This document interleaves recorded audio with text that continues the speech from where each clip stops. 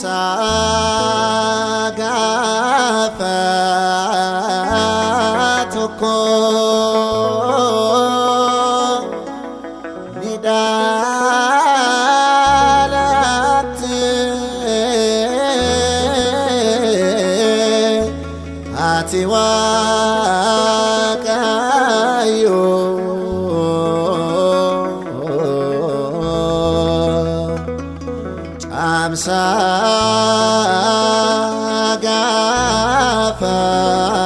Samsagafatuko nidalate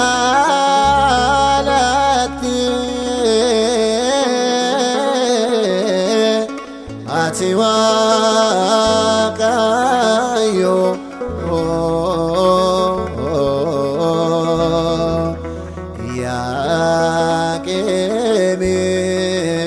Yakemifana Abba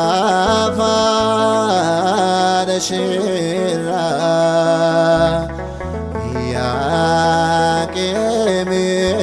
Yakemifana Abba Fadashira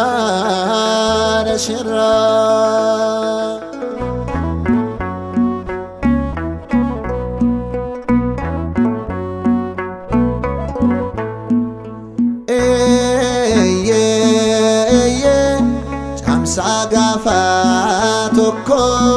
nidalate ati Waaqayyo Samsagafatuko nidalate ati Waaqayyo Yakemifana Abba Fadashira Yakemifana Abba Fadashira Yakemifana Abba Fadashira Yakemifana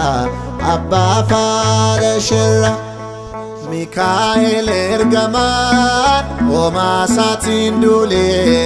Dinisa kan kufe Kocho sarralale Ya maqami dagdo Oman si jallate Ayyena namotaaf sababa kan taate Yakemifana Abba Fadashira Yakemifana Abba Fadashira Yakemifana Abba Fadashira Yakemifana Abba Fadashira Abjuna kakili Ante taf pedrika Lalota jaffa Kan mulate maka Radibbi famton Addesa kandese Addesi chakesa Adun chalakise Yakemifana Abba Fadashira Yakemifana Abba Fadashira Yakemifana Abba Fadashira Yakemifana Abba Fadashira Atbal balabaha Adochi silmake Balbala chofamcho Kaniskel arge Gaa'ela eebbifamaan kayyootiif dhalatte addunyaa hundumaaf badhaasa kennamte Yakemifana Abba Fadashira Yakemifana Abba Fadashira Yakemifana Abba Fadashira Yakemifana Abba Fadashira Ifaan guutameera gaarri Libaanosi iftii todaalate haadha Yesuusi sirraa baranneerra galata isaaf laannaa Waaqa sinuuf kenneef ilillee galchina Yakemifana Abba Fadashira أبا فارشيرا camsa gafa tokko innalatti ati waaqayyo